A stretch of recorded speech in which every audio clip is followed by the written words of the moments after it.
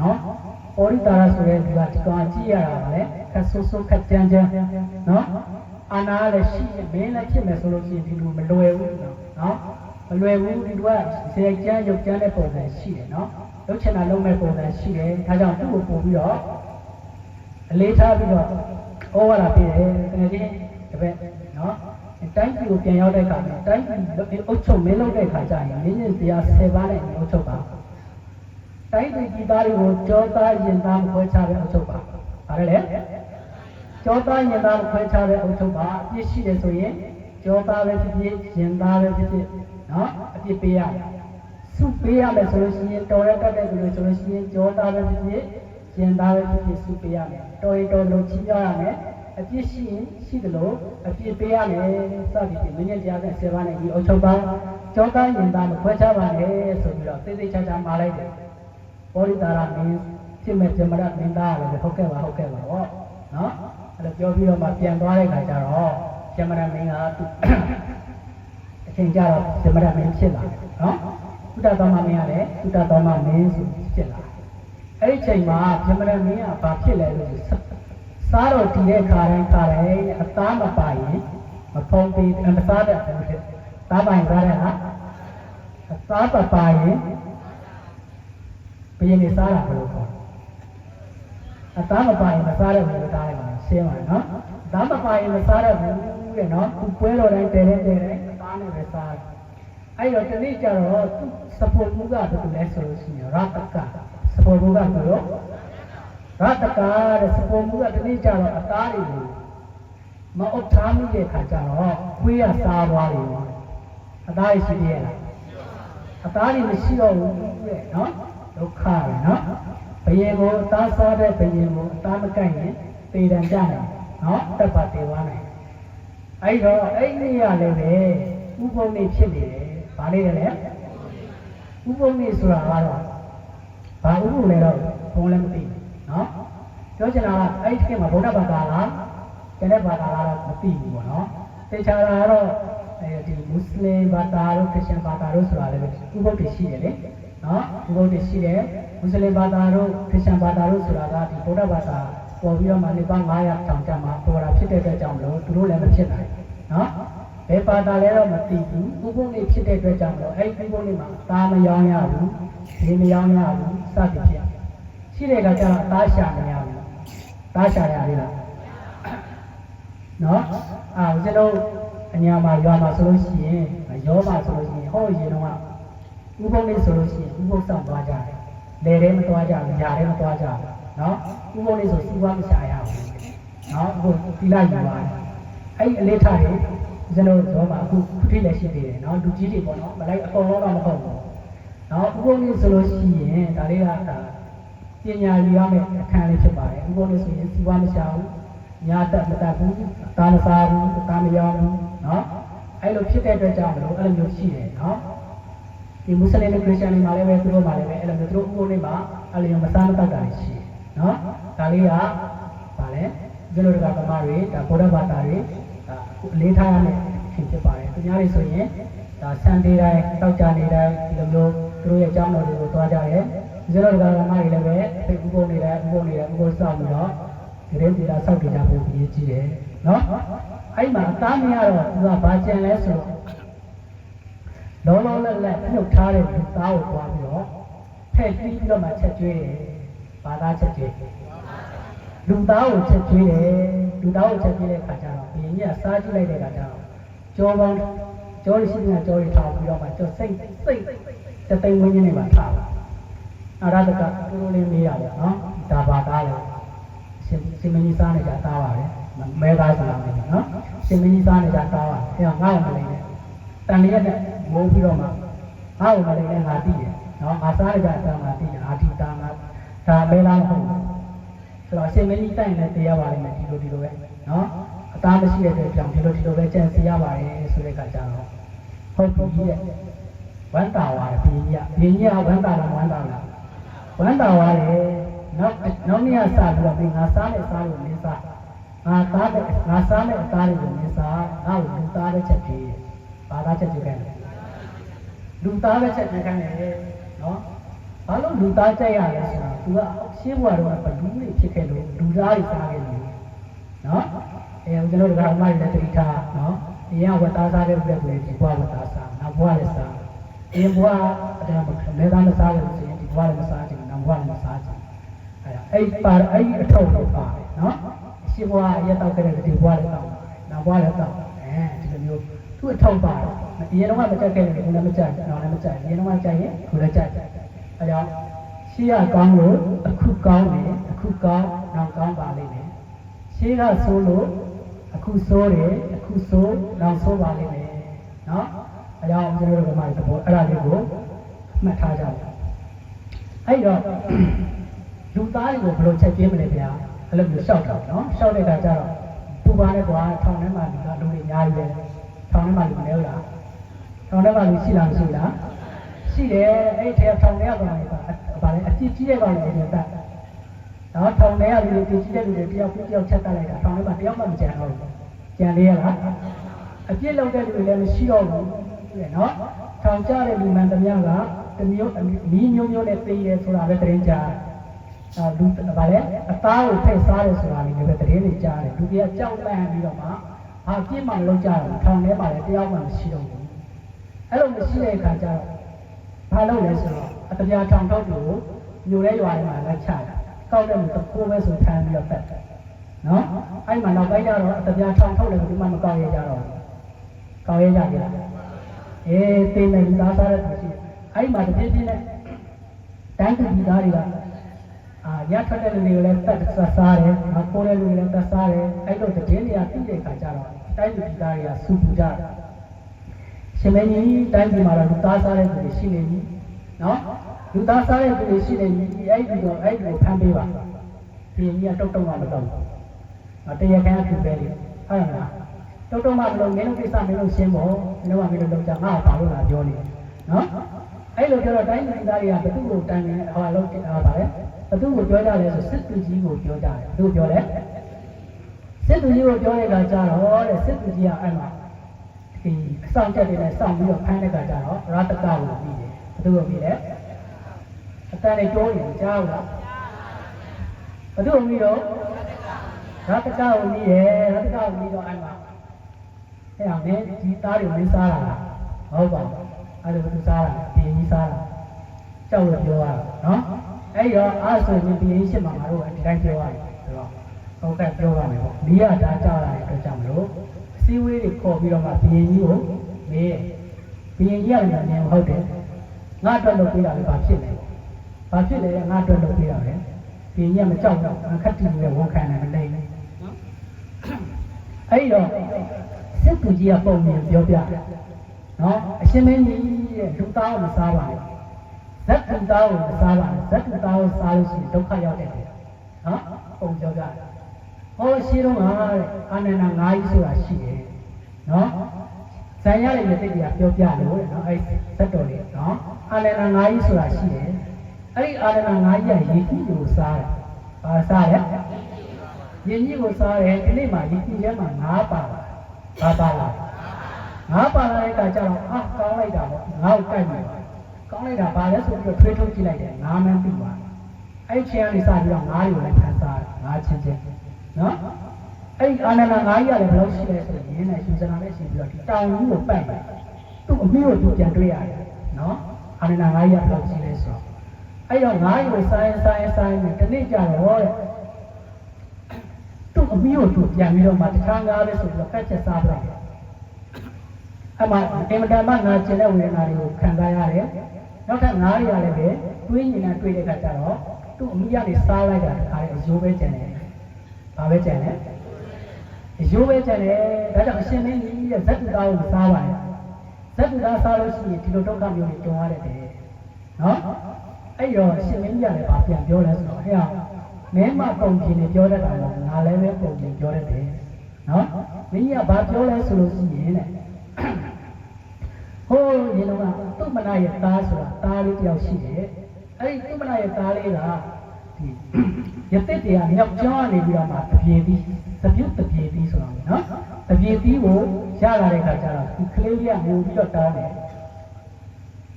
စ ပြေတီးကိုဝင်ပြီးတော့တောင်းတော့ရစ်ကပေးလိုက်ကလေးလေးကိုပေးလိုက်အဲ့ကလေးလေးကတပြုတ်ပြေတီးစားပြီးကလေးကတပြေတီးပဲလိုက်တောင်းတယ်အဲ့ရစ်ကြတဲ့နောက်ကိုကြွလာတော့အဲ့တော့တပြေတီးစားလို့စားရလို့ဆိုစိတ်ကြဖြစ်ပြီးအဲ့ကလေးကသေရောကလေးမသေဘူးလားကလေးကသေရောအဲ့လိုပဲငါလည်းပဲလူသားစားရင်သေလိုက်မယ်မရဘူးအဲ့လိုပြောတယ်နော်အဲ့တော့စိတ်ကူကြီးကနောက်ကဘာပြန်နောက်တော့ပြန်ပြောတယ်စိတ်ကူကြီးကပုံမြင်လေးတွေကြာမှတ်တော့အာနန္ဒ9ပုံမြင်ပြီးသွားပြီနော်နောက်တစ်ခုကဘာလဲဆိုတော့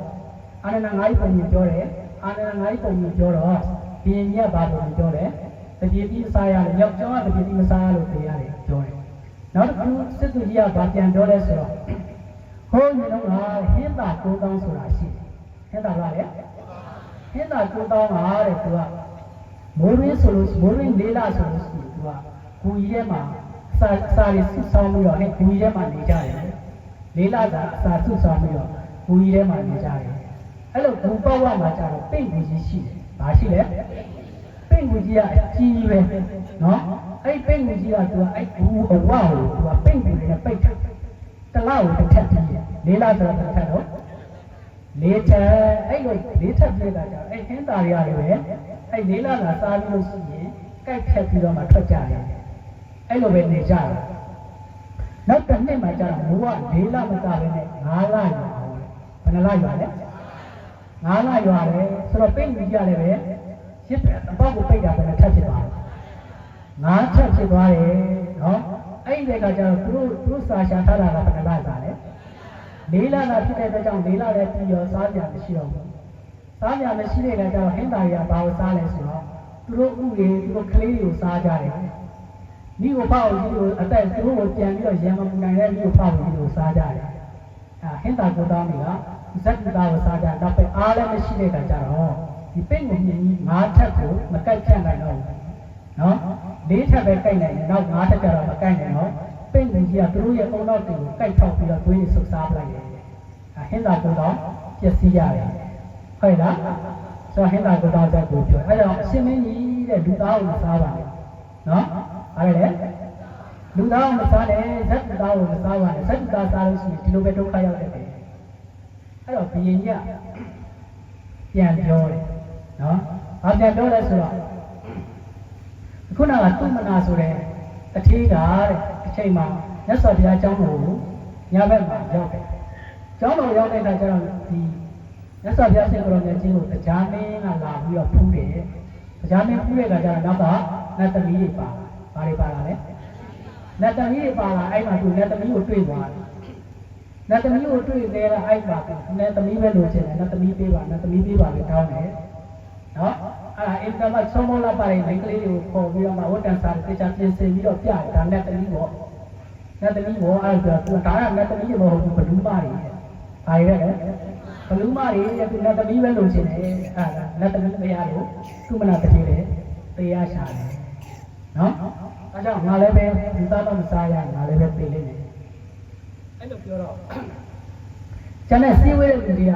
ရန်ဒေါ်လာထွက်ကြတယ်ဒါတော့ဆိုးတဲ့မင်းတိုင်းပြည်မှာမထားနဲ့နော်ဟိုထပ်တော့တောင်းကြရတာနော်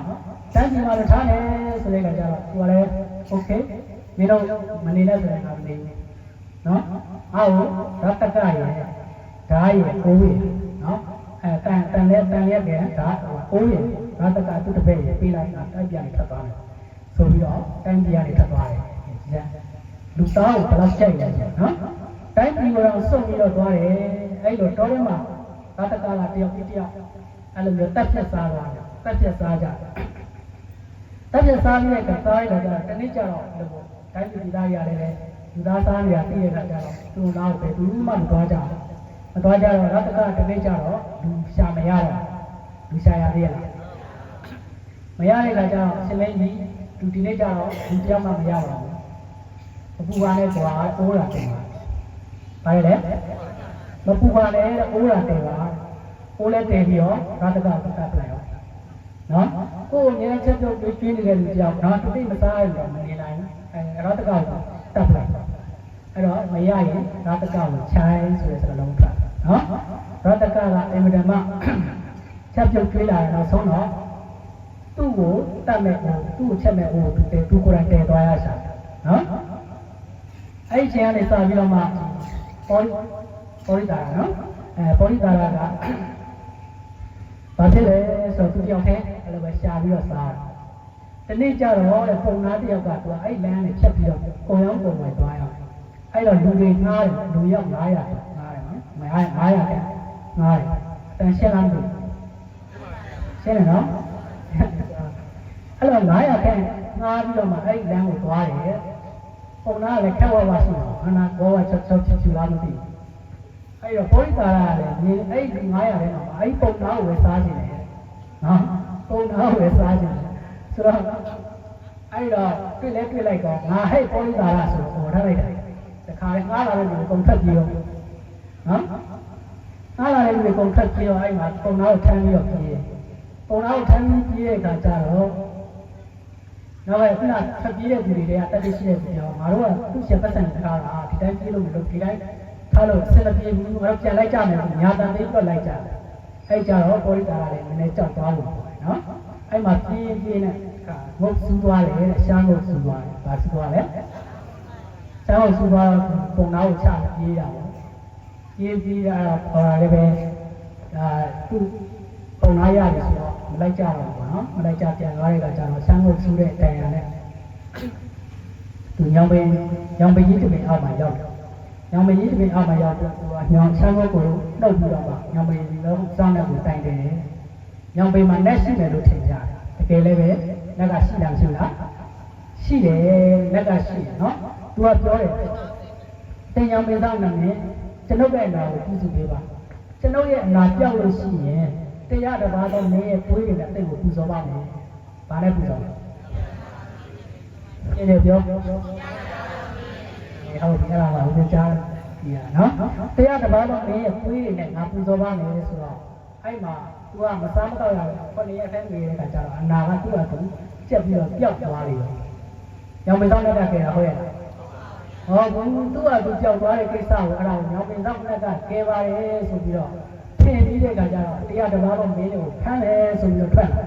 ။အဲ့လိုထွက်လာတဲ့ကလမ်းမှာဘယ်သူနဲ့တွေ့လဲဆိုတော့အရင်ဘောကတငယ်ချင်းဖြစ်ခဲ့တဲ့ဘလူးနဲ့တွေ့တယ်။ဘာနဲ့တွေ့လဲ။ဘလူးနဲ့တွေ့တယ်အဲ့လိုဒီကြောင်းပဲပေါ့ငါတရားတစ်ပါးတော့မင်းကိုဖမ်းလို့ငါ့ကိုကူညီပါဆိုတော့ဘသူကငါတော့မကူညီနိုင်ဘူးလေငါကိစ္စနဲ့နော်ဒါပေမဲ့စွန့်တက်တဲ့ကာတာရှိတယ်ငါတော့ဘယ်လိုပေးလဲဆိုပြီးတော့စွန့်တက်တဲ့ကာတာကိုပေးလိုက်တယ်အဲ့အစွန့်တက်တဲ့ကာတာကဘာလဲဆိုတော့စာထဲမှာမပါဘူးဘုံလည်းမသိဘူးနော်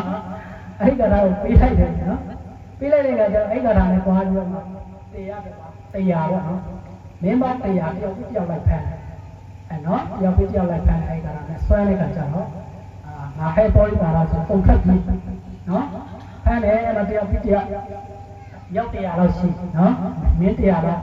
ဒီလက်မှာတက်ကိုဖောက်ပြီးတော့အဲ့ငါမေဆောင်မှာရှင်းထောက်နေရှင်းထားထားတယ်ကျိုးနဲ့ဆွဲပြီးတော့ပြီးထားတယ်တဲ့မင်းနေနော်မသိမရှိဘူးအဲ့တော့ညောင်မေဆောင်ကစိတ်ပြက်တယ်အဒီကောင်ခုကဒီယောဂကြောက်တဲ့ကိစ္စငါဘာရီလာလုံးငါတို့တွေးကြည့်နေတယ်စိတ်ပြက်လိုက်တာအဲ့တော့ညောင်မေဆောင်နဲ့မင်းကနတ်မင်းကြီးလေးပါးလို့ဆိုတပါးဒီတပါးသွားပြီးတော့ကိုကြီးတောင်းတယ်လောလောရတယ်ဒီကောင်ဘာရီလာလုံးကမသိဘူးတွေးကြည့်နေတယ်ငါညောင်ပြီးအောင်စိတ်ပြက်တယ်နတ်မင်းကြီးလေးပါးလည်းဘာလို့မှမသိဘူးကြားမင်းစီကိုသွားနော်ကြားမင်းစီသွားတဲ့အခါကျတော့ကြားမင်းကဘာပြောလဲဆိုတော့ဒါကဒီကိစ္စကပညာရှိမှဖြည့်ရှင်းနိုင်တယ်ဒီလောကကြီးမှာပညာရှိမှုရှိတယ်ဆိုတော့ဘုဒ္ဓတော်မမင်းကိုသွားတွေ့တယ်သူတို့သွားတွေ့တယ်ဘုဒ္ဓတော်မမင်းကိုသွားတွေ့တဲ့အခါကျတော့ညောင်မေဆောင်တဲ့ကိုပြောတယ်ဒီဘုဒ္ဓတော်မမင်းကိုဖန်ခံနော်ငါဒီမင်းနေနဲ့ဗါလဲပူဇော်တာမကြိုက်ဘူးဘုဒ္ဓတော်မမင်းပါမကြိုက်တယ်လို့ပြောအဲဒါညောင်မေဆောင်တဲ့ကဘာလုပ်လဲဆိုရဟန်းပြင်ဆောင်ပြီးတော့ကိုထင်ပြတယ်အတူလိုက်တယ်နော်တက်မယ်ဆိုလိုက်တယ်အပြီးလည်းပြီးတော့ဘောကမလိုက်နိုင်တဲ့အခါကျတော့ကိုထင်ပြရဲညောင်ဆောင်တဲ့ကနဲ့ပြင်ပြရတာတင်ဘယ်သူလဲဆိုတော့ငါညောင်မေဆောင်တဲ့ပဲအဲတော့အာသာသနာ့ရဲ့ကျေးဇူးရှင်ပေါ့အဲဆိုတော့မဟုတ်ငါမင်းဒီမင်းနဲ့ငါ့ကိုပူဇော်တာငါမကြိုက်ဘူးငါတုတ္တတော်မင်းပါမှာကြိုက်တယ်တကယ်တော့ဒီတုတ္တတော်မင်းသူ့ဆရာလေးဖြစ်တဲ့အတွက်ကြောင့်လေးစားတဲ့အတွက်ကြောင့်တမင်သက်ချက်လာနော်ဟုတ်ပြီဒါဆိုတော့ညောင်မေဆောင်တဲ့မင်းကလိုချင်တယ်ဆိုတော့လည်းဖမ်းပေးရတော့မှာပေါ့အဲ့တော့တုတ္တတော်မင်းကအဆောင်ချက်တွေလည်းများနော်ဘုက္ကံလည်းကြီးတဲ့အတွက်ကြောင့်သေချာပြင်ဆင်ရတယ် ဘယ်လိုပြင်ဆင်လဲဆိုလို့ရှိရင်တဲ့ချက်ဝတ်တန်စာရင်းနဲ့ဆိုထမ်းရတယ်၄ပါကြောင်းရေချိုးတဲ့အချိန်ထမ်းတယ်ဆိုပြီးတော့နော်ရေကန်ထဲမှာပုံးနေတယ်ပုံးပြီးတော့ချောင်းနေတယ်နော်အဲ့လိုသုဒ္ဓသုံးပါးမင်းကလည်းဒီရေစင်းမင်္ဂလာရေချိုးမင်္ဂလာပါလေခေါ်နော်ခေါင်းစင်းမင်္ဂလာအဲ့မင်္ဂလာပြုဖို့ဆင်းလာတဲ့အချိန်မှာလမ်းမှာသူနဲ့တွေ့လဲဆိုရင်ပုံနာတယောက်နဲ့တွေ့တယ်အဲ့ပုံနာကဘာပြောလဲဆိုရင်သတ္တဝမြတ်စွာဘုရားရှင်လက်ထက်ကဟောကြားခဲ့တဲ့တတာရဟဒေဂါထာကိုရှင်မင်းကြီးကိုပူဇော်ရှင်ပါတယ်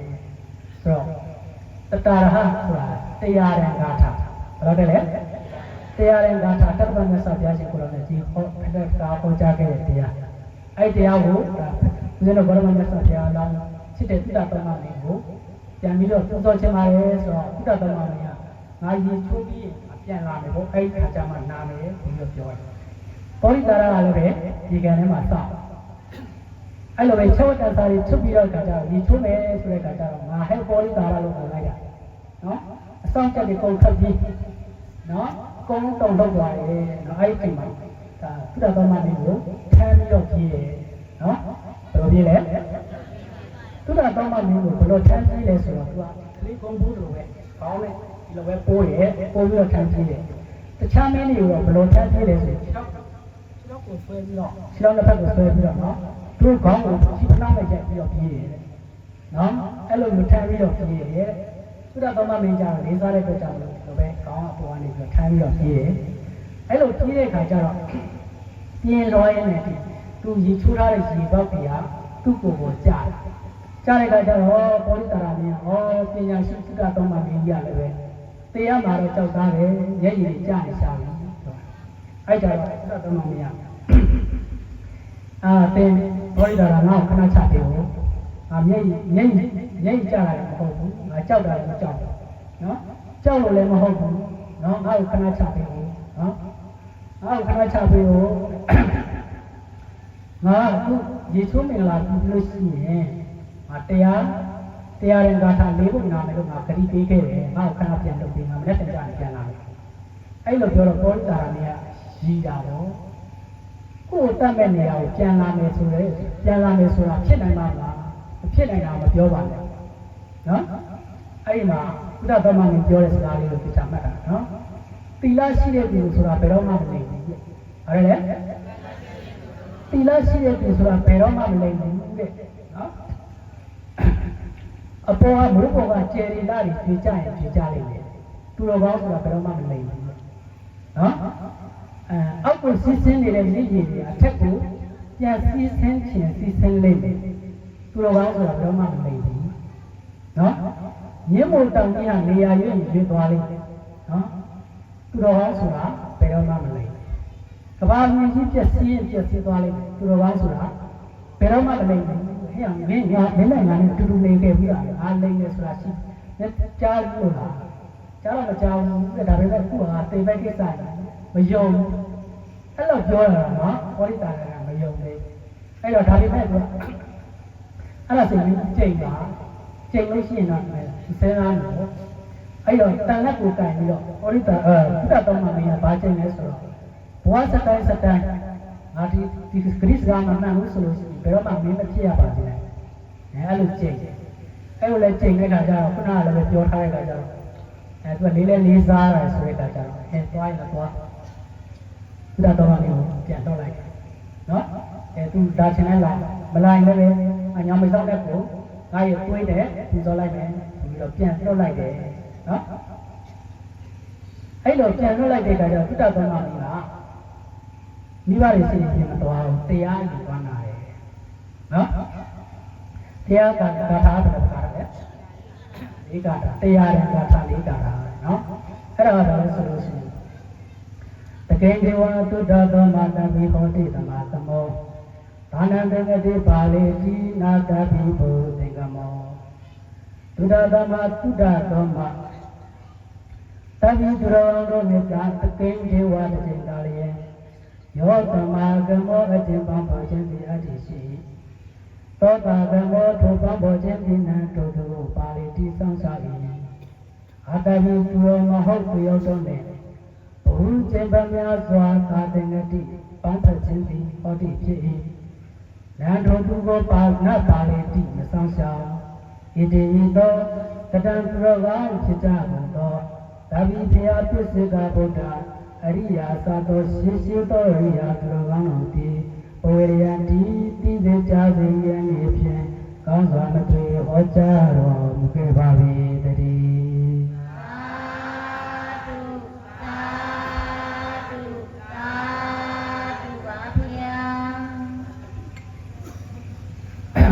အဲ့ဒါနံပါတ်1ကထားဘာပြောရလဲဆိုလို့ရှိရင်တဲ့သူတော်ကောင်းနဲ့ပေါင်းသူတော်ကောင်းနဲ့တစ်ချိန်သာရင်ပေါင်းဖက်ခြင်းဟာတဲ့အဲ့ဒီလိုကိုစောင့်ရှောက်တယ်နော်သူတော်ကောင်းကိုပေါင်းဖက်တဲ့တစ်ချိန်သာရင်ပေါင်းဖက်တဲ့သူကအဲ့ဒီလိုကိုပေါင်းဖက်တယ်ဆိုပါလေစောင့်ရှောက်တယ်သူရုပ်မာရင်လည်းကြာအချိန်များစွာပေါင်းဖက်ရတယ်လည်းပဲအဲ့ဒီလိုကိုကောင်းကျိုးမပေးဘူးပြအဲ့ဒီတော့နံပါတ်1ကနော်နံပါတ်2ကဘာလဲဆိုတော့သဗ္ဗိဒေဝသမသေထသဗ္ဗေကုဗေဒတံတဝံတတံကဓမ္မမညာယာတေယောဟောတိနပါပိယောနံပါတ်2ကနော်အဲ့ဒါဘာလဲဆိုတော့သူတော်ကောင်းနဲ့ပေါင်းဖက်ပါသူတော်ကောင်းကိုစိတ်ကချင်းကိုပြုပါသူတော်ကောင်းတရားနာရမယ်ဆိုလို့ရှိရင်တဲ့ရုပ်ညံ့တယ်ဆိုတာဘယ်တော့မှမရှိဘူးပြောရမယ်အရှုံးဆိုတာဘယ်တော့မှမရှိဘူးအမြတ်တာတွေရှိတယ်နော်နံပါတ်2ကနော်နံပါတ်3ကဘာလဲဆိုဇီရဏိဝေရသရတာသုစိတာထောတရိရံပိစရာဥပေတိတတေသဓမ္မောနာစရာဥပေတိတံတော်ဝေသပိဘဝေယံတိသုစိတာသံသံကျေကျေပြုလိုအပ်ကုန်သောရာဇရထမင်းကြီးယထာတို့သည်ဝေစင်စေဧကံအမှန်အားဖြင့်ဇီရဏတိဆွေမြေယိုရင်ပြည့်စည်ခြင်းတို့ရောက်ကြရလေကုန်၏တတော်ထုံမတပါအရိယာမိမိ၏ခန္ဓာကိုယ်ရှိသည်လည်းပဲသရံဘုံမီရောပြည့်စည်ခြင်းတို့သရံဒီရောက်ကြရလေကုန်၏စပြည့်စည်သည်မှတပါမပြည့်စည်သည်ကိုဆိုရန်တတံသောကောင်းတို့၏ဓမ္မမဖွနိဗ္ဗာန်ဓမ္မကံဟုဆရာတော်တရားတော်မြတ်ပြီးသရံဘုံမီရောရင်ပြည့်စည်ခြင်းတို့နာဥပေတိမကရနိုင်ပေဣတိဤသို့တန်တော်အရိယာဖြစ်ကြကောင်းသောဘုရားဖြစ်စေကဗုဒ္ဓသူတော်ကောင်းတို့သည်ဘဝရန်တိသိစေကြစေရန်ဖြင့်ကောင်းစွာလည်းဟောကြားတော်မူခဲ့ပါ၏တည်း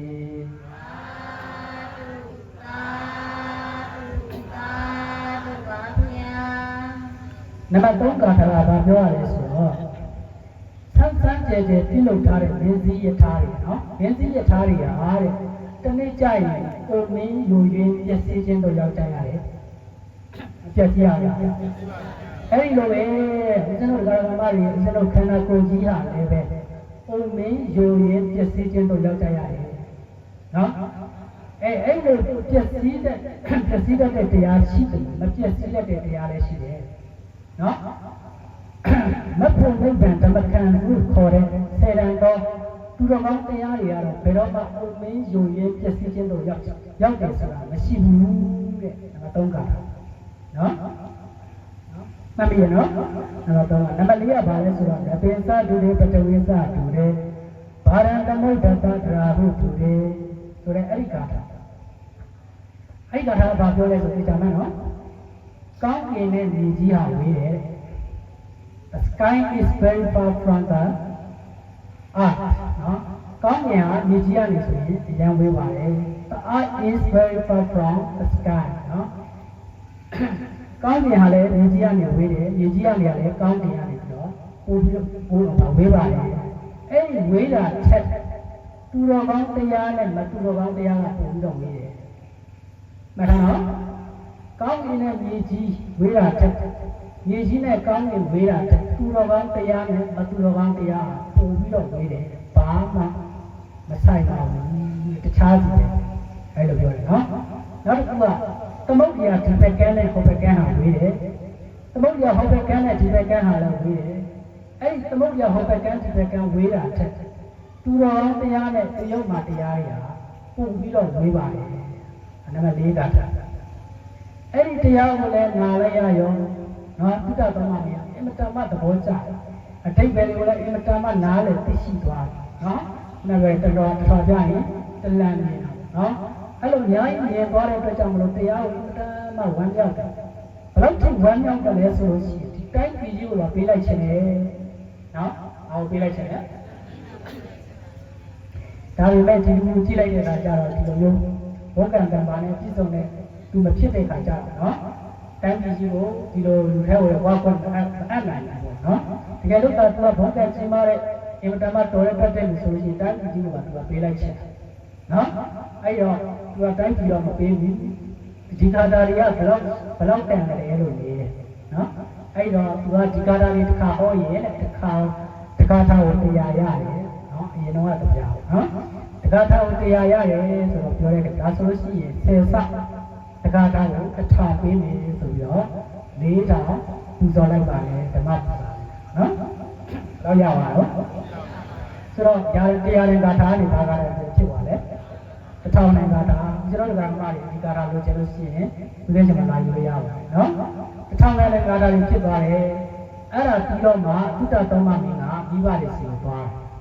မိဘတွေစီကိုသွားတဲ့အခါကျတော့ဒီလိုဒီကြောင်းပဲပေါ်ရိတာရထမ်းထားတယ်ထမ်းခံတယ်လွတ်လာတယ်တရားနာပြီးတော့1000ပြီးပေးလိုက်တယ်လို့ပြောလိုက်တဲ့အခါကျတော့အဲ့ဒီမိဘတွေကဘယ်လိုမိဘလဲတော့မသိဘူးနော်အားပြောလဲဆိုတော့ပေါ်ရိတာရမင်းကလွတ်လာတာကိုမပြောဘဲနဲ့နော်အဲ့ဒီအကြောင်းကိုမမေးဘဲနဲ့ပါခုနက1000ပေးလိုက်တာ4000ပေးလိုက်တာဘာလို့လောက်ကြီးပေးလိုက်တာလဲအဲ့လိုမျိုးပြောတယ်နော်အဲ့လိုမျိုးပြောတယ်သူကအစံကိုဖြုံးတီးတယ်မပေးတဲ့လူကတော့များတယ်နော်အဲ့လိုပြောတယ်အဲ့မှာလည်းပြတာတော့အမင်းပြောတဲ့စကားတွေအင်မတန်မှတန်ဖို့ရှိတယ်အဲ့ဒါလည်းမတောင်းနော်အဲ့ဒါဘာလဲဆိုတော့ဥစ္စာပစ္စည်းတို့ပြီးတိုးပွားတာကိုသူမလိုလားဘူးနော်မနေ့ကဆရာတော်ဟောတာပါလေရတဲ့သူပဲမဖြစ်ချင်ဘူးတူတဲ့သူပဲဖြစ်ရပါလို့ဒီမနေ့ကဆရာတော်ဟောတာသတ်မိလားနော်အဲ့ဒါလေးဒီမှာဒီဟိုတာကြောက်ရဘာပြောလဲဆိုလို့ရှိရင်သုတ္တသုံးပါးကဘာပြောလဲဆိုရင်ပစ္စည်းဥစ္စာတို့ဖြင့်တိုးပွားတာကိုမလိုလားဘူးပညာတို့ဖြင့်တိုးပွားတာကိုလိုလားတယ်နော်ပညာတွေတစ်ခုသိရတာကိုပြီးတော့ဝမ်းသာတယ်နော်ဘာဥမာဘာနဲ့တွေ့လဲဆိုရင်သမုဒ္ဒရာဟာရေဖြစ်မရောက်ရဲတယ်လို့သမုဒ္ဒရာရေဖြစ်ရောက်ရဲလားသမုဒ္ဒရာကြီးကဘလောက်ပဲကျဲရေဘလောက်ပဲပြည့်မြစ်တင်မြစ်ချောင်းနဲ့ဘလောက်ပဲလာသမုဒ္ဒရာကြီးကမဆတ်တော့ဘူးဆိုတာမရှိဘူးကြိုက်တယ်လို့လားဆိုတော့သမုဒ္ဒရာကြီးဟာနော်သမုဒ္ဒရာဟာရေဖြစ်မရောက်ရဲတယ်လို့ငါဟာလည်းပဲပညာဖြင့်ဘယ်တော့မှမရောက်ရဲဘူးပညာကိုသိနေရတာသူကဝမ်းသာတယ်ပြောတယ်လောကကြီးမှာပညာသိရတာအကောင်းဆုံးပဲနော်လွတ်မြောက်တယ်ဆိုတော့သစ္စာလေးပါးကိုသိတာပညာပဲနော်ပညာဟာအမြတ်ဆုံးပဲဒါတော့ဒီမှာတရားနာတယ်ဆိုတာပညာရအောင်တာနော် what to listen for တော့နော်တရားဘာလို့နာရလဲ to know or to understand နော်နားလည်ဖို့သိဖို့နာကုသိုလ်ရအောင်နာလို့အဲ့လိုမျိုးမဟုတ်ဘူးကုသိုလ်ရအောင်နှောင့်နဲ့အကျင့်နဲ့နော် to understand or to know သိဖို့နားလည်ဖို့တရားနာနော်ကုသိုလ်ရအောင်လူလုံးတက်မဟုတ်ဘူးနော်အဲ့လိုနားလည်မှသိမှလွတ်ရဘာလွတ်ရမှာဘာကလွတ်ရမှာတန်တရားကလွတ်မှာဒုက္ခကလွတ်မှာနော်အဲ့တော့ငါဟာသမုဒ္ဒရာဟာရေဖြစ်မရောက်ရဲတယ်ထင်းဟာလည်းမီးဟာလည်းထင်းဖြစ်မရောက်ရဲတယ်လို့မီးဆိုတာလာတဲ့ထင်းတွေတောင်းပါပဲငါလောင်တာများတယ်ကွာမလောင်တော့ဘူးဆိုတာမရှိလာတဲ့ထင်းတွေအကုန်လောင်ပါပဲနောက်ထပ်လောင်ပါမီးဟာလည်းထင်းဖြစ်မရောက်ရဲတယ်လို့ငါဟာလည်းပညာဖြစ်ဘယ်တော့မှမရောက်ရဲဘူးအဲ့လိုပြောတယ်ပြောချင်တာကပစ္စည်းဥစ္စာကိုတန်ဖိုးထားပညာကိုတန်ဖိုးထားပညာဝဲလို့လားနော်အဲကြောင့်ဘုရားတော်ကမှဒီနေ့ဆိုရင်တရားနာတယ်ဆိုတာနားလည်ဖို့သိဖို့ဒါပညာရလို့နော်အဲ့လိုသတ်တာအဲ့လိုပြောတယ်အဲ့လိုပြောပြီးတဲ့အခါကျတော့ဘယ်သူမှထင်မှန်မထားတဲ့တိုင်ငါပေါ်ရိတာရဆိုပြန်သွားမှာဘာလဲပေါ်ရိတာရဆိုပြန်သွားမယ်ငါသူ့စီကိုသွားမယ်ဆိုတော့ဘာလို့သွားမှာလဲပေါ့အားလုံးစစ်တပ်တွေဝိုင်းပြီးတော့တောင်းတန်းတယ်အဲ့လိုသွားလို့မရဘူးငါသူ့ကိုခရီးပေးထားလိုက်တာသူကြောက်ဟဲ့ပြန်လာတယ်လို့ပြောထားပြီးသားသွားတဲ့အခါကျအကုန်လုံးဝိုင်းလိုက်ကြချစ်လဲသူ့လည်းချစ်ကြတိုင်းပြည်သားရချစ်ကြတော့ဝိုင်းလိုက်ကြတယ်မလိုက်နဲ့ပြောလည်းမရဘူးနော်စစ်တပ်နဲ့အကုန်ဝိုင်းလိုက်ကြတယ်လိုက်တဲ့အခါကျတော့သူကတန်လျက်နဲ့စစ်တားလိုက်အောက်ဒီစီးကိုကြော်လာလိုက်နော်အဲ့လိုပြောတဲ့အခါကျတော့ ကြော်လာရင်လည်းပဲမင်းချင်းမင်းတန်တက်မှာတက်မှာဖြစ်တဲ့အတွက်ကြောင့်ဘယ်သူမှမကြော်ရရတယောက်ထဲသွားတယောက်ထဲမသွားလားသာရမကြီးဆိုရင်သွားမှာဟမ်မသွားအဲ့လိုစရရမသွားဘူးဆိုရင်ပေါ်ရိတာလည်းအစရပြုတ်မှာမဟုတ်ဘူးဟုတ်ရဲ့လားပေါ်ရိတာလည်းအစရပြုတ်မှာမဟုတ်ဘူးနော်အားကြောင့်လည်းဓမ္မကြီးပြောပြီးသားဂရိတ္တစာပြောတဲ့တိုင်းလုပ်ရတယ်နော်ဂရိတ္တစာဒီတော့ကလွယ်ရက်တစ်ပင်ရှင်းတော့ဝင်နော်ဂရိတ္တစာဒီကြီးစတဲ့တကယ်တမ်းကဂရိတ္တစာလည်းပါနော်အဲ့တော့ဘောရိတာရချင်းကိုတုတ္တသမဏကြီးကတွားတဲ့ခါကျတော့ဘောရိတာရကတုတ္တသမဏမျိုးလည်းမြင်လိုက်အင်မတန်မှတုံလို့သွားတယ်အော်သွားတယ်ကိုယ်တတ်မဲ့လို့ပြန်လာတယ်ဆိုတာတော်မှအော်သွားတယ်ကိုကြောက်လဲကြောက်သွားတယ်နော်လူတွေကတော့ကိုမကြောက်တဲ့ဆိုလို့ရှိရင်ကိုယ်ပြန်ကြောက်တယ်နော်အဲ့တော့ကဲပေါ်ရတာဒီငါ့ကိုတက်ချင်တဲ့ပဲတော့သူတော်ချင်တဲ့ပူဆိုစားချင်တဲ့စားအဲ့မှာသူကအင်မတန်မှစိတ်ဝင်စားတယ်ပေါ်ရတာသူဘာလို့မကြောက်တာသူဘာလို့တရားမှမကြောက်တာလဲမေးတော့ငါလိုသူကဘာကြောက်เสียရှိလဲနော်ကောင်းမှုမှန်သမျှတွေကိုပြုခဲ့ပြီးကောင်းမှုမှန်သမျှမကြံရလုံးဝဆုံးတယ်အကုန်ပြုခဲ့ပြီးငါဘာလို့သိမှငါဘာလို့ကြောက်ရလဲနော်ပါလေမင်းရင်တရား10ပါးနဲ့ညီတိုင်းပြည်သားတွေကိုလည်းကြောသားရင်သားခွဲကြတဲ့အုပ်ချုပ်ခဲ့ပြီးသွားပြီငါဘာလို့သိမှကြောက်ရလဲနော်အလှတန်းတွေကိုလည်းပဲပို့ရှံနေအောင်ထူခဲ့ပြီးသွားပြီတီလာတွေကိုလည်းစောင့်ကြည့်ခဲ့ပြီးသွားပြီငါဘာလို့ကြောက်ရမှာလဲအဲ့လိုမျိုးပြောတယ်အဲ့ဒါလည်းပဲပေါ်ရိတာများတယ်သူခုနကတရားတဲ့ဂါထာကိုနာခဲ့လို့မကြောက်တာလည်းဖြစ်ရမယ်နော်တရားတဲ့ဂါထာကိုအဲ့ဂါထာကိုစိတ်ဝင်စားပေါ်ရိတာနော်အဲ့ဒါသင်မင်းဒီဂါထာလေးကိုသူ့ကိုဟောပါသူ့ကိုဟောပါဆိုတော့သူတော့မင်းကဘာပြန်လို့ဆိုမင်းနဲ့ဒီတရားနဲ့တန်လို့လားမင်းလိုလူလိုက်ကဒီလိုတရားတွေနဲ့တန်ရဲ့လားအဲ့လိုပြောတဲ့အခါကျတော့သူကဘာပြောလဲဆိုတော့လူတွေဆိုတာတရားနာရမှတူကောင်းတာမကောင်းတာသိမှာပေါ့ပေါ်ရိတာတရားတောင်းတယ်နော်ပြန်ပြောတယ်လူတွေဆိုတာတဲ့ကောင်းတာမကောင်းတာကိုနာရမှတာသူတော်ကောင်းတရားကိုနာရမှတာကောင်းတာမကောင်းဘူးဆိုတော့သိမှာပေါ့သူလည်းပဲဒီတရားကိုဟောရင်သူလည်းလူကောင်းဖြစ်သွားမှာပေါ့အဲ့လိုပြောတယ်နော်အဲ့တော့မှသူကမင်းကဒီမိုက်ပဲဒီတရားတွေနဲ့မတန်ဘူးဆိုတော့သူပြန်ပြောသေးတယ်ဗာပြန်ပြောလဲဆိုတော့အတင်မင်းကသာဒီမိုက်တဲ့ကိုယ်တတ်မဲ့နေအောင်ပြန်လာတာအတင်မင်းကြီးရဲ့ရဟောလေရာဇမာယာမင်းရဲ့မာယာကိုမသိလို့မတတ်လို့တင်မင်းကသာတတ်မဲ့နေအောင်ပြန်လာတင်မင်းကဒီမိုက်တယ်အဲ့လိုပြောတယ်နော်အဲ့တော့သုတ္တသမမင်းကဘာပြောလဲဆိုတော့ငါတော့ရာဇမာယာကိုသိတဲ့ဒီလောကကြီးမှာရှိဘူးတဲ့နော်ရာဇမာယာဆိုတာဒီတော်ရည်ဒီထဲမှာရှိနေပါလေရန်သူကိုတဲ့နော်ဒီကောင်းတဲ့အစဉ်ကြီးတဲ့အချိန်မှာတဲ့သူကဘာပုံရထားရမယ်ဖုတ်ပုတ်ထားတယ်အခွင့်တိတ်လိုက်အခွင့်ခံတိတ်လိုက်တာကြာရင်ရက်ခွဲပလိုက်ရတယ်သူကမင်းရဲ့မာယာတွေဆိုတာရန်သူနဲ့ပတ်သက်လာရင်ကောက်ကြည့်ရတယ်ဆင်းလဲရတယ်ရက်ဆက်ရတယ်ဒီလိုမျိုးမာယာတွေရှိအဲ့ဒီမာယာတွေကငါလောက်ခုတဲ့ဒီလောကမှာရှိဘူးတဲ့ဒါပေမဲ့အဲ့ဒီဟာတွေကငရဲသွားနေတာကငါအဲ့ဒါမျိုးမလုပ်ဘူးအဲ့တော့ငါသစ္စာရှိတဲ့ဂရိတီအရှင်မင်းသစ္စာရှိတဲ့ဂရိတီတော့ပါအဲ့ဒီသစ္စာဂရိကဘာလို့ရတာလဲအခုတော့ငါတက်လို့တရားရမှာအဲ့ဒီသစ္စာဂရိတီလို့ရှိရင်နောက်ဆုံးလိုက်မှထိရောက်တယ်အဲ့လိုမျိုးပြောတယ်နော်အဲ့ကြောင့်အဲ့လိုပြောတဲ့အခါကျတော့ဟိုကခုနဟောရတာခုနဂါထာလေးကိုဟောပါအောင်ဆိုတော့သူလည်းတရားနာခြင်းနေတယ်စိတ်ကလည်းငြင်းညံ့လာပြီဆိုတဲ့အခါကျတော့သုဒ္ဓသမမင်းကခုနကတရားတဲ့ဂါထာကိုဟောပါတယ်မှတ်မိလားတရားတဲ့နံပါတ်1ကပါလေသူတော်ကောင်းတဲ့တစ်ချိန်တစ်ခါသာရင်ဆုံတွေ့ရခြင်းအဲဒီသူတော်ကောင်းတွေ့တဲ့သူကိုစောင့်ရှောက်တယ်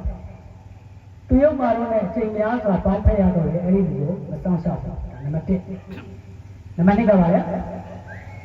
သူတော်ကောင်းကိုပေါင်းဖက်ပါသူတော်ကောင်းကိုစီးကပ်ပါသူတော်ကောင်းတရားကိုနာရမယ်ဆိုရင်ရုပ်ညံ့တာမဖြစ်ဘူးကောင်းတာပဲညံ့ညက်တာပဲဖြစ်တယ်နော်နံပါတ်2နံပါတ်3ကပါလေဆန်းဆန်းကြဲကြဲပြုလို့ရတဲ့မင်းစည်းရထားတွေဟာပုံမင်းယူရင်းပျက်စီးခြင်းတို့ရောက်ရတယ်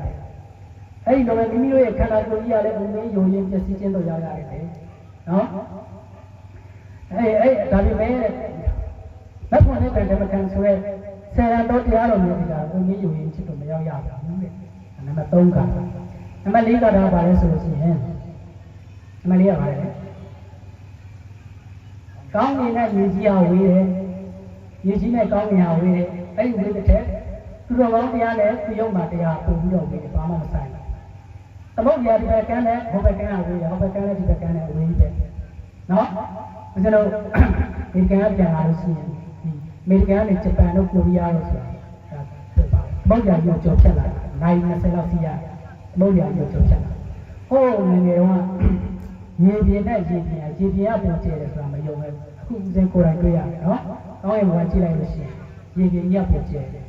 နော်ရေပြင်းကြီးပုံကျဲနေတယ်အတ္တလန်တိတ်သမုတ်တရားပစိဖိတ်သမုတ်တရားအိန္ဒိယသမုတ်တရားအဲ့ဒါတွေကိုကြော်ပြီးတော့မှနော်အမေရိကကိုရောက်တာနော်ဆိုတော့ရေပြင်းကအင်မတန်မှကျယ်ဝန်းတယ်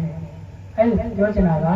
သမုတ်တရားဟိုဘက်ကန်းနဲ့ဒီဘက်ကန်းဟာဝေးတယ်ဒီဘက်ကန်းနဲ့ဟိုဘက်ကန်းဟာဝေးတယ်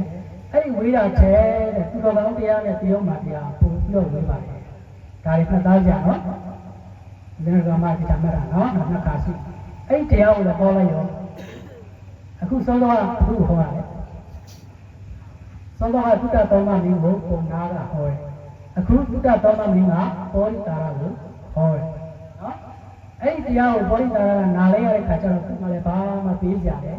မရှိဘူးအဲ့တော့မင်းကြီးရဲ့စုလေးမျိုးတောင်းပါစုဘယ်မျိုးလဲစုလေးမျိုးတောင်းပါအဲ့တော့သုတ္တတော်မမင်းကဘာပြောလဲဆိုဓမ္မပညာရှိအတင်းကစုလေးမျိုးတောင်းပါလို့ပြောတယ်တကယ်လို့ငါကတောင်းရလို့တရားမပေးဘူးဆိုရင်အဲ့ဒီပြဿနာကိုဘယ်ပညာရှိမှဆုံးဖြတ်တယ်အဲ့လိုမျိုးချီတာပေါ့သူတို့ကျွန်တော်မရရအောင်တောင်းလို့သုတ္တတော်မမင်းနော်အဲ့တော့တရားမပေးဘူးဆိုလို့ရှိရင်ငါတောင်းလို့တကယ်လို့ငါတောင်းလို့တရားမပေးဘူးဆိုရင်ဘယ်ပညာရှိရဒီပြဿနာကိုဆုံးဖြတ်တယ်အဲ့တော့ဘောဓိတာရကသူ့မာနကိုထိခိုက်တဲ့အတွက်ကြောင့်အသက်သေးခံပြီးတော့မှဗါလဲဂတိပေးတယ်ပေါ့တတ်ပါသေးခံတယ်အဲ့လိုလဲပြောလိုက်ရောသုဒ္ဓတော်မမင်းကစုလေးမျိုးတောင်းတယ်နံပါတ်1ကဗါလဲဆိုတော့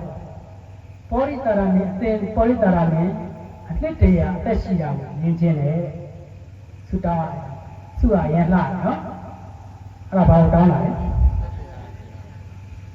သူ့ကိုအသက်တရားမြင်မှတော့ကိုယ်မတတ်မှမြင်ရမှာသူ့မတတ်ပါနဲ့လို့ပြောတာနော်သူ့မတတ်ပါနဲ့လို့ပြောတာလေဒါကသူ့မတတ်ပါနဲ့လို့တည်းရဲ့ကြီးမတောင်းမဲနဲ့အသင်အသက်တရားမြင်ရှိတာကိုမြင်ပြရစီပေးတယ်ပြီးပါနံပါတ်1စုပေးလိုက်နော်နံပါတ်2ကဘာလဲဆိုတော့ဖမ်းထားတဲ့မင်းကိုပြန်တော့နော်နံပါတ်2ကဖမ်းထားတဲ့မင်းကိုပြန်တော့ပါပေးတယ်အဲ့ဒါလည်းစုပြီနော်နောက်တစ်ခုကနှုတ်ရုံနဲ့မကဘူးသူတို့တိုင်းပြည်ကိုပြန်ပို့ပါတုတ်ပြီးတော့ပြန်ဖမ်းပါဆိုလို့ဘုရားတော်မှာမြန်ကျနိနီကျိုးတူပါကျိုးပယ်ဖို့ရက်ဆောင်နော်ဖမ်းထားတဲ့သူတွေကိုသူတို့တိုင်းပြည်ကိုပြန်ပို့ရတယ်ပေးတယ်နံပါတ်3နောက်ဆုံးတစ်ခုကဘာလဲဆိုတော့လူသားမစားပါနဲ့ဘာလဲအဲ့တော့ဘောရိတာရှိတယ်ဒါကတော့လုံးဝမဖြစ်နိုင်ပါဘူးနော်ဖြစ်နိုင်လားဒါကတော့လုံးဝမဖြစ်နိုင်ပါဘူးတဲ့ခုနပြောတော့ကတော့ဒီလိုအဲ့ဒီမှာသုတ္တတော်မှာမြင်အဲ့ဒါကြောင့်ဒီတက်ချီတာဘောရိတာရနဲ့အခုနကပြောတော့တယ်ခုအသက်ပါတရားမင်းပေးမယ်လို့ပြောတာခုမပေးဘူးမင်းကဘယ်လိုလုပ်လဲလူလည်းတက်တယ်ခရီးလည်းမတည်ဘူးမင်းတို့လူအလကားပဲဥပ္ပိုင်မှာဘာမှသုံးစားလို့မရစသည်အဲ့လိုပြောတာအဲ့လိုပြောရဲနောက်ပြီးတော့ဘာပြောလဲဆိုတော့ဂရိသစ္စာလောကကြီးမှာတဲ့ပစ္စည်းဥစ္စာနဲ့ချီကိုလက်အင်္ဂါတစ်ခုခုစွတ်လို့ရမယ်ဆိုလို့ရှိရင်တဲ့ပစ္စည်းဥစ္စာကိုစွတ်လိုက်ပါနော်ပစ္စည်းဥစ္စာနဲ့ချီလက်အင်္ဂါဘယ်ဟာစွတ်လဲပစ္စည်းဥစ္စာကိုစွတ်ရမယ်နော်အဲ့လိုပဲချီလက်အင်္ဂါနဲ့ကိုယ့်ရဲ့အသက်နဲ့ဆိုရင်ချီလက်အင်္ဂါကိုစွတ်လိုက်ပါအသက်ကိုစွတ်ပါလေနော်ချီလက်အင်္ဂါနဲ့အသက်နဲ့ဆိုပါစွတ်မှာလေအသက်ချီလက်အင်္ဂါကိုစွတ်ရမယ်ဂရိသစ္စာနဲ့အသက်နဲ့ဆိုလို့ရှိရင်အသက်ကိုဆုံးလိုက်ပါဂရိသစ္စာနဲ့ဆိုလို့ရှိရင်ဥစ္စာကိုလည်းဆုံးလိုက်နော်ခြေလက်အင်္ဂါကိုလည်းဆုံးလိုက်ဂရိသစ္စာကိုဘယ်တော့မှမဆုံးရအသက်ကိုလည်းဆုံးလိုက်ပါအဲ့လိုမျိုးပြောတော့ပေါ်ရိတာရမျိုးပဲ သူ့စကားနဲ့သူမပေးလို့လည်းမရဘူးပေးရင်သူလည်းပဲတားမစားရင်တရားရည်မယ်နောက်ဆုံးတော့ပေးလိုက်ရတယ်နော်အဲ့လိုပေးတဲ့အခါကျအဲ့လိုပြောတဲ့အခါကျဘောရိတာမင်းကဒါဘီရင်ကိုတွတ်အဲ့လိုတွတ်တဲ့အခါကျတော့လည်းဘုရားတော်မှာမင်းကမျောမြင်ရှိတယ်မင်းတွေကိုပြောတယ်တင်တို့ကိုတွတ်ပေးမယ်တင်တို့ကလည်းဘောရိတာကိုလုံးဝရမမှုပါဘူးလို့ခရီးပေးရမယ်သူတို့ကလည်းခရီးပေးရဘောသူတို့တော့နော်အင်တာနက်ဝမ်းတာကြနော်မင်းတွေအကုန်လုံးကျိုးတွေဖြုတ်ပြီးတော့မှပြုစုပေးပြီးတော့မှပြန်ကြမယ်ဟုတ်ဘယ်လိုပြန်မလဲဆိုတော့ဘောရိတာမင်းရဲ့နိုင်ငံကိုပြန်ပြန်တယ်ဆိုတော့ဘောရိတာမင်းတန်းကြီးကိုပြန်လက်ပို့ပြီးလိုက်တော့ပါဘူးကျွန်တော်တန်းကြီးလည်းမရှိတော့ဘူးသူ့တန်းကြီးကလည်းသူ့လိုမှာတော့တော့သူလူတက်တဲ့လူငါဖေတက်တဲ့လူငါမျိုးတက်တဲ့လူကောလုံးတရားချက်ဖြစ်လာတယ်ပုံပေးလိုက်မယ်လိုက်တော့ပါဘူးနော်တနာရတော့နော်အဲ့ဒီချိန်ကျတော့အဲ့မှာဘုရားတော်မှာမြန်ပြန်ပြီးတော့ပစ္စည်းဥစ္စာနဲ့ပြန်ပြီးတော့မှစိတ်ပါလာအောင်ပြန်ပြောတယ်အတင်းရဲ့တိုင်းကြီးကအင်မတန်မှအေးချမ်းတယ်တာယာဝါပြောတယ်နော်အင်မတန်မှဟောလာဖြစ်တယ်ဘောလိုက်ခဲ့ပါဘူးတကယ်လို့တင်တိုင်းကြီးကတိတ်ကိုလက်မခံဘူးဆိုရင်အားရဲ့တိုင်းကိုတော်သေးတယ်အဲ့ဒီမှာဘုရားတော်မှာမျိုးအကျမ်းလေးစားသူတော်ကောင်းနဲ့ပေါင်းရတာကြည့်တယ်နော်ကောင်းလိုက်တာနော်ဘယ်တော့ကောင်းလဲဆိုကောင်းတဲ့တရားတွေလည်းနားရတယ်ဒီလိုမျိုးသူတော်ကောင်းတဲ့တရားသူတော်ကောင်းနဲ့ပေါင်းရတဲ့အတွက်ကြောင့်မလို့ဒီလိုမျိုးတွေဖြစ်တယ်သူတော်ကောင်းမှမရဲ့ပုံပါအရင်ကျေးဇူးတင်နော်ဒီကလူရတကဆိုတဲ့လူမိုက်နဲ့ပေါင်းလိုက်တဲ့ကြောင့်မလို့အဲ့တော့သူ့မှာလူမိုက်ချင်းဖြစ်ရတယ်ဆိုပြီးတော့အိမ်မတန်မှအဲ့လိုဝမ်းတာအဲ့လိုမျိုးတိုင်းပြည်ကိုသွားကြတဲ့ခါကျတော့တိုင်းပြည်ကလည်းပဲပေါ်လိတာရာကိုပြန်လာတယ်ဆိုတော့ဒါတွေပြစ်ထားကြတယ်နော်သူမှဝင်မပြီးဘူးအပြည့်နဲ့လည်းတုဒ္ဒတော်မင်းကသူပါလာတယ်လို့အကြောင်းကြားလိုက်တဲ့အခါကျတော့တုဒ္ဒတော်မင်းပါတဲ့အတွက်ကြောင့်မလို့တရားဖွင့်တယ်တရားဖွင့်ပြီးတဲ့အခါကျတော့ဘာလို့လဲဆိုတော့တုဒ္ဒတော်မင်းအဲ့မှာသူ့ရဲ့ဒီတရားတွေသာသမီတွေစက်တူကြီးတွေကိုတရားဟောတယ်နော်အဲ့မှာလည်းနှစ်သားကြာနေလိုက်ပါနော်မိဘဖောက်ကိုမဆောင်ရှောက်တဲ့မဆောင်ရှောက်တဲ့မင်းတိုင်းသူကြီးသားတွေကိုမဆောင်ရှောက်တဲ့မင်းဟာမင်းမျိုးနော်ခုနသူသားဖြစ်နေတာမလားသူသားဖြစ်နေတော့မိဘကျေးဇူးကိုမသိတဲ့သူမိဘဖောက်ကိုမဆောင်ရှောက်တဲ့သူနှိပ်စက်တဲ့သူဆိုတာသာသမီမင်းမျိုး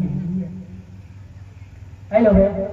ယောက်ျားကိုမျိုးသားကိုမကြောက်တဲ့နော်ယောက်ျားတွေကိုမကြောက်တဲ့အမျိုးသမီးဟာလည်းအမျိုးသမီးမျိုးတဲ့နော်အဲ့ဒီမှာပါတယ်နော်အဲ့တော့ဆရာမိဘတွေကိုမလေးစားတဲ့သူတွေကလည်းသာသမီမျိုးစသဖြင့်အဲ့လိုမျိုးပြောတယ်အဲ့လိုမျိုးဟောတယ်စစ်သူကြီးဆိုတာလည်းပဲအရင်ကဒီပေါ်ရိတာကိုခံခဲ့တာအဲကြောင့်လည်းဖြစ်ရတာဆိုတာလည်းသူမွေးခဲ့လို့နော်အဲ့လိုမျိုးဟောတဲ့အခါကျတော့ခိတ္တတော်မှမင်းဟောလိုက်တော့အကုန်လုံးလက်ခံတဲ့အခါကျတော့ပေါ်ရိတာမင်းဟာဘယ်ရင်ပြန်ပြီးတော့ဖြစ်တယ်နော်အဲ့လိုဇလန်းကတော့ဒီလောက်ပဲနော်အဲ့ဒီချိန်ကနေစပြီးတော့မှတုတ္တတော်မမင်းကမဟာတုတ္တတော်မမင်းဆိုပြီးတော့မှနာမည်ကြီးရဲ့နော်အဲ့ဒါကိုကျွန်တော်ဇလန်းကတော့ဒီတရားကတော့ဒီဇလန်းကတော့ဒီလောက်ပဲ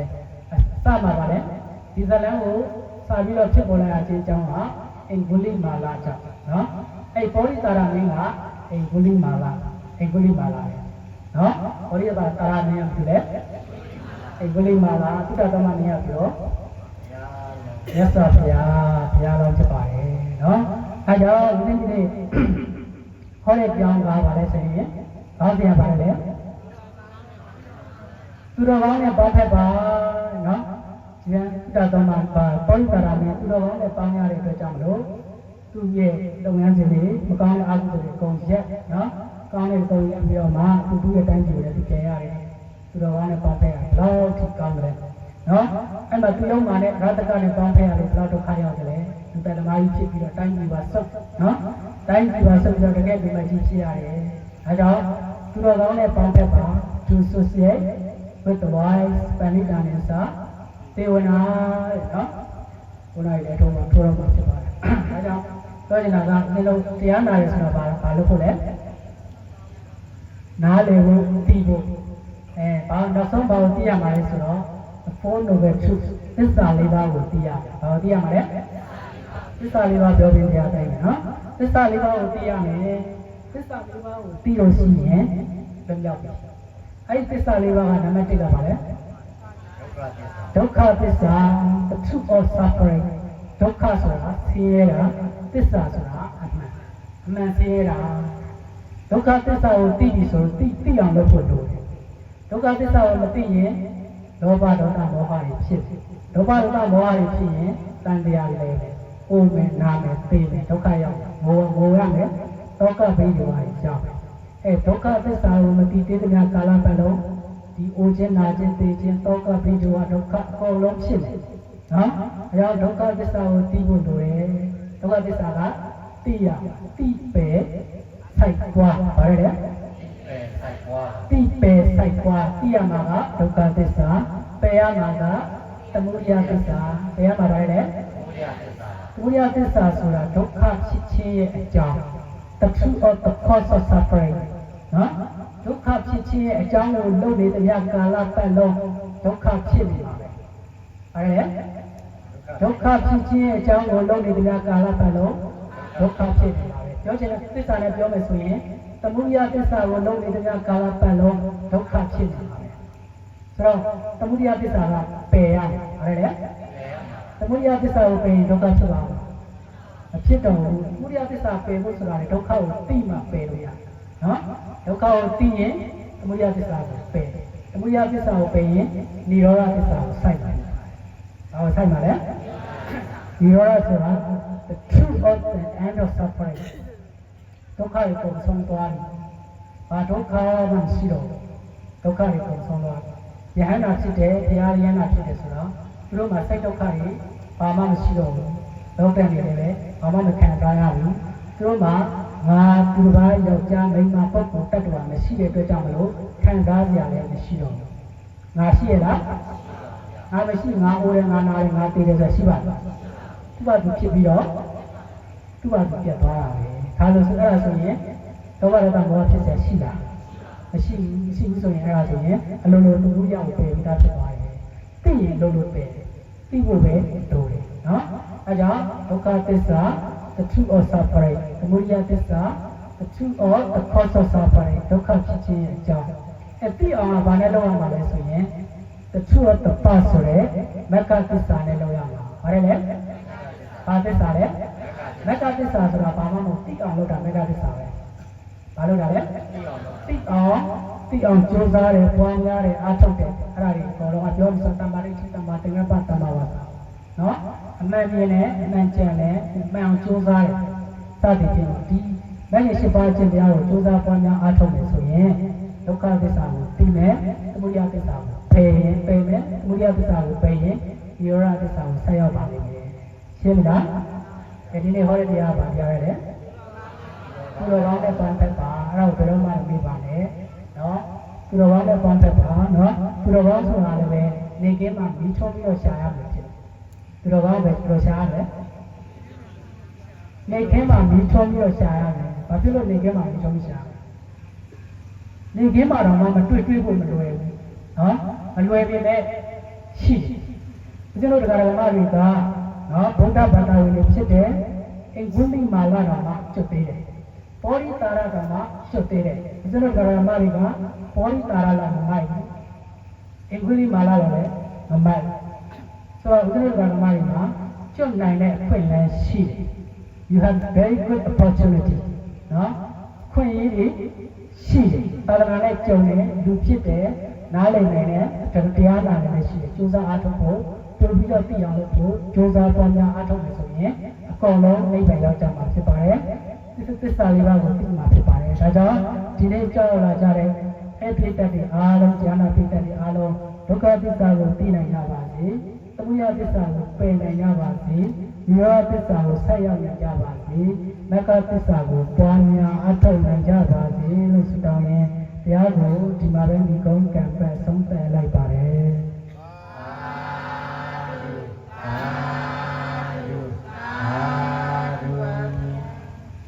ပဇာတဘာတဘယံတုတံဒုက္ခမေကလာ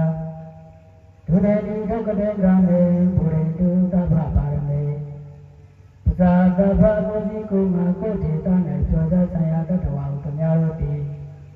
သုတ်တယံတုအိမယနကောင်းစွာမဲ့နေပဲကြည်သာအိစံကြပါစေကောင်းတည်း သူမင်္ဂလာချက်တွေရှေ့ဝင်လာတဲ့စံပွင့်ရကိုဖြစ်ရဲ့ဟုတ်တယ်သူကောင်းစွာမို့တာလေးရောက်လျက်ထမ်းကြောင်တို့ကြားနိုင်ကြပါစေကုန်သတည်းဒုက္ခတေကမင်းအဘေရကတိရမိအကြောင်းကောင်းရဲ့ဆိုသူရဲ့ယူကိုဒုတင်တီဒူတော်လက်မဲ့တရားစဖြင့်ဖြူဖြစ်နိုင်ကြပါစေကုန်သတည်းကပ္ပဗာရမေအလောင်းလျာဖြီးကောင်းရသည်သုံးပြဆယ်လီဗာရမေပါခြင်းကောင်းကိုဘူရန်တူတနေ့တနေ့ရင်တဲ့ရင်အောင်မလင်းပုံပင်ဖြစ်ခြင်းနိုင်ကြပါစေကုန်သတည်းသာဓုသာဓုသာဓုပါဗျာအစီအစဉ်ရအာရဒါနလူရှင်များအားဘုသူမှတ်တမ်းတော်များချီးမြှောက်ရန်ဖြစ်ပါသောကြောင့်ကျွန်တော်များအာရဒါနလူရှင်များကိုဖိတ်မှန်တကားပြုပါမယ်ခင်ဗျာဥစ္စောမေဥတော်မူမူဝဲမိသားစုဘုံပြုမှတ်တမ်းတော်များလက်ခံနိုင်ရန်အတွက်ကြွရောက်ပေးပါရန်ဖိတ်မှန်တကားပြုပါပါတယ်ခင်ဗျာဥစ္စောမေဥတော်မူမူဝဲမိသားစုဘုံပြုတော်များလက်ခံနိုင်ရန်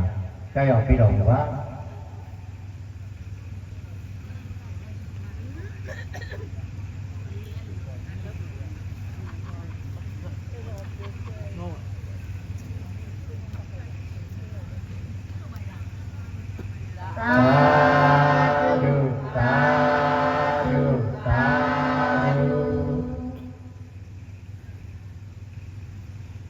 လာဝဲတော်ညိုညိုမှာမိသားစုရေကုန်ကွန်ပျူတာများလက်ခံဖို့ကြွရောက်ပေးပါရန်ဖိတ်မှန်တကားပြုပါတယ်ခင်ဗျာဥလာဝဲတော်ညိုညိုမှာမိသားစုအာရဒါနအကျိုးရှင်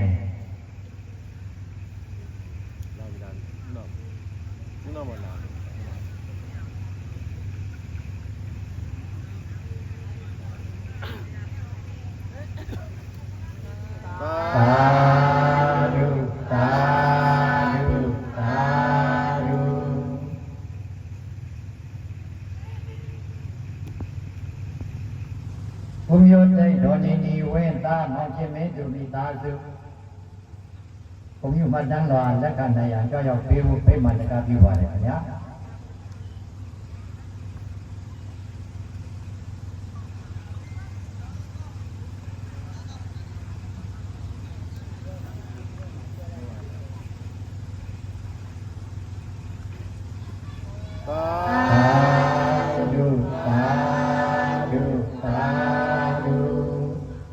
ဝိကြီးမြင့်အားရည်သူ၍အဖွာတော်ကျင်လှမြေတက်ဖို့မိသားစုဘုံပြုမှတ်တမ်းတော်လက်ခံဖို့ကြွရောက်ပေးပါရန်ဖိတ်မှန်တကားပြုပါမယ်ခင်ဗျာ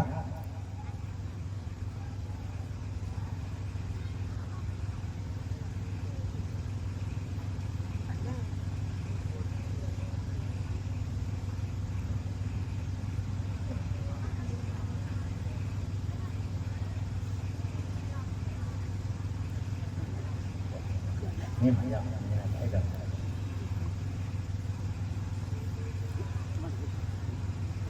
မြင်ပါသာဓုသာဓုသာဓု၎င်းနောက်ကျွန်တော်များတရားပွဲပြည့်မြောက်ရေးမတ္တိလူရှင်များရဲ့ဓမ္မပူဇာလူရှင်များဖိတ်မှန်တကားပြုမှာဖြစ်ပါတယ်မိမိတို့ဓမ္မပူဇာများဒီမှာအရာနဲ့ဆောင်ပြထားပါတယ်ပထမမတ္တိအလူရှင်ဥဇာကရကောဥပောချင်းဒေါ်နုနုခင်မိသားစုမတ္တိဓမ္မပူဇာကျက်သိန်းခွဲကြွရောက်ကြွတန်းပေးပါရန်ဖိတ်မှန်တကားပြုပါတယ်ခင်ဗျာဥပောချင်းဒေါ်နုနုခင်မိသားစု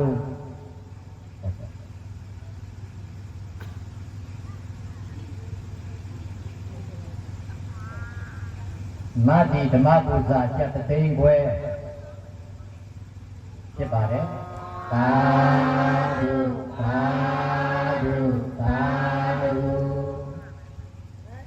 မတန်းဂုဏ်ပြုစွာချီးမြှင့်ပေးဖို့ဖြစ်ပါတယ်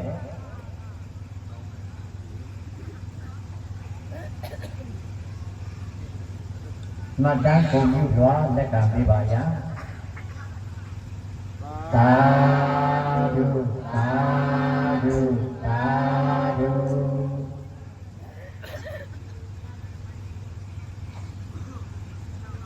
ဒုတိယမတ္တိအလူရှင်မိခင်ကြီးဒေါ်ဝင်းအားအမှုထား၍ဥဇောဦးဒေါ်တင်တင်ခိုင်သာမောင်မြန်သောမောင်ဖြိုးမြတ်ကျော်မိသားစုပဏိယကွယ်လေးလန်းဓမ္မပူဇာကျက်သိန်းခွဲလာရောက်လူရန်ပေးပါရန်ဖိမှန်တကပြုရပါတယ်ခင်ဗျာ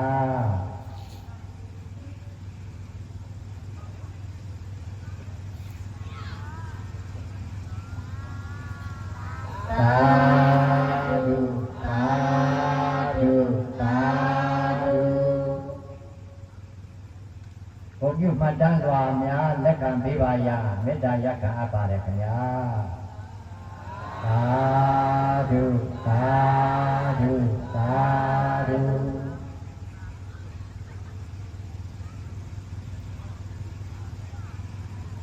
၎င်းနောက်တတိယမတ္တိအလူရှင်အမေရိကန်နိုင်ငံ LA မြို့ဝါတတော်ကွယ်လွန်သောဘာသာဥသူမောအားရည်သူ၍ဒေါ်ကင်နှင်းတွင်မိသားစုဓမ္မပူဇာကျက်သိန်းခွဲလာရောက်လူရန်ပေးပါရမေတ္တာရပ်ခံဖိတ်ကြားအပ်ပါတယ်ခင်ဗျာ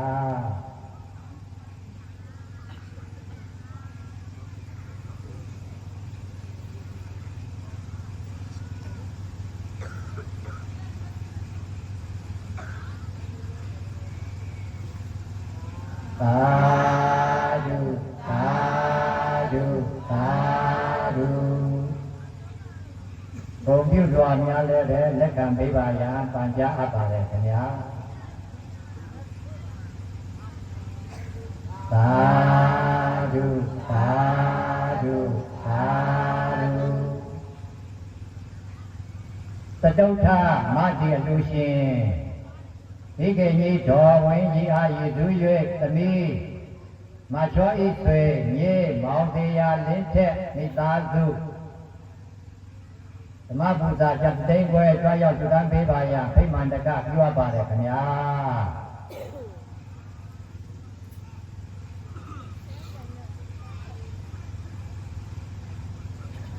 သာဓုသာဓုသာဓု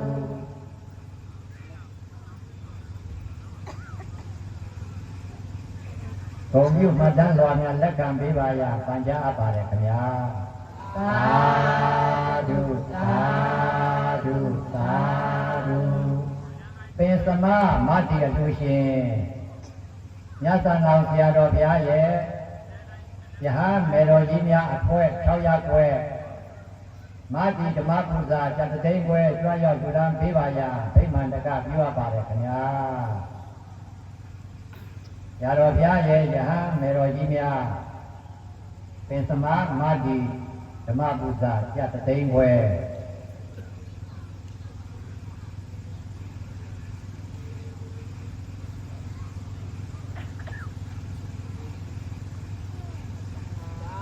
သာဓုသာဓုသာဓုဘုံပြုမှတ်တမ်းစွာများလက်ခံပေးပါရပန်ကြားအပ်ပါတယ်ခင်ဗျာသာဓုသာဓုသာဓု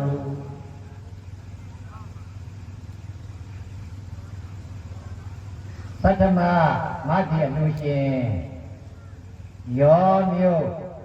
ဦးဝင်းမောင်ဒေါ်ဝိုင်းစိန်မိသားစုယောမြို့မတ္တိငွေပထမမတ္တိငွေပြ2သိန်းဓမ္မပူဇာကြွားရောက်လူရန်ပေးပါရဖိမှန်တကပြုအပ်ပါတယ်ခင်ဗျာ2သိန်းကျဖြစ်ပါတယ်ဗျာသာဓုသာဓုသာဓုဘုံပြုမှတ်တမ်းတော်များလက်ခံပေးပါရပန်ကြားအပ်ပါတယ်ခင်ဗျာသာဓုသာဓုသာဓုအမှတ်3ရပ်ွယ်သမစက်ကြမျိုးသမီးများညစဉ်ကြ9,000နဲ့ဓမ္မမိတ်ဆွေ2ဦးကကျပ်1,000စီကျပ်1,000စီကျပ်9,000ဓမ္မပူဇာကြွားရောက်လူရန်ပေးပါရဖိမှန်တကပြုအပ်ပါတယ်ခင်ဗျာအမျိုးသမီးများအဖွဲ့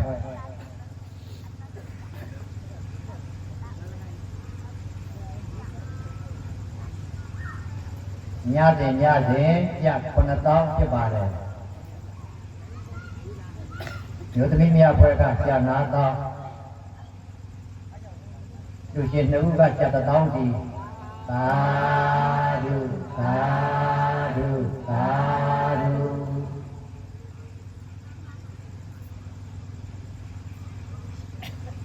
ယနေ့ညဓမ္မပူဇာစုပေါင်းဓမ္မပူဇာကြ4သိန်းစုပေါင်းဘယ်လောက်လဲ14သိန်း2000ဖြစ်ပါတယ်ဗျာအဲ့ဒီဓမ္မပူဇာကြ4သိန်းတို့တော်ဆောင်များအဖွဲ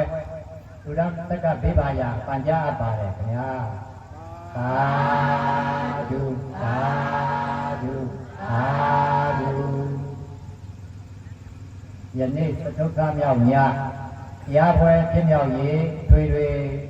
ကုသိုလ်ကောင်းမှုသုစုရရနဲ့ဓမ္မပူဇာယနေ့ညသုစုပေါင်း14သိန်း2000ကျသူရပူဇော်ပါတယ်ဗျာကုသိုလ်ကောင်းမှုသုစုရေစက်သုံးချမြတ်သားများဘေးဝေမီဖြစ်ပါတော့ရောက်ရေစက်ချတရားချင်းမြင့်ပြပါရာခြေတော်တော်ဥက္က၍ပြောင်းထားပါတယ်ဗျာ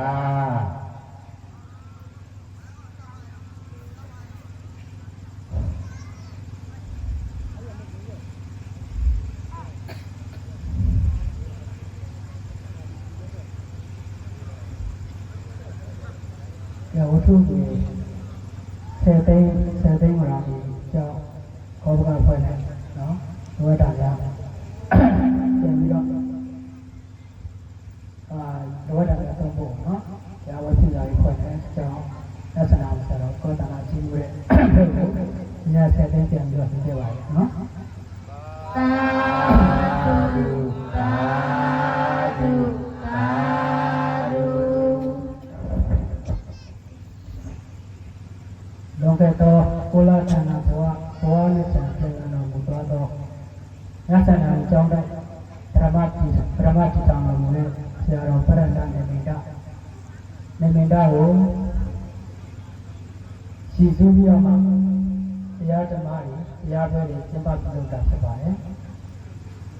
၃ချိန်မြောက်တတိယအချိန်မြောက်ဖြစ်ပါတယ်။ဒီနေ့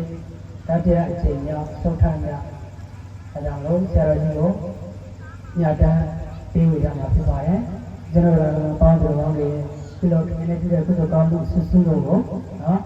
ဒီတိုင်းတန်းချညတန်းပေးဝေပြီးတော့ဆရာတော်ကြီးပေါင်းရပါရရောက်ပါစေ။နောက်ထပ်ဆရာတရားဓမ္မပေါင်းတော်ကောင်းတို့ရဲ့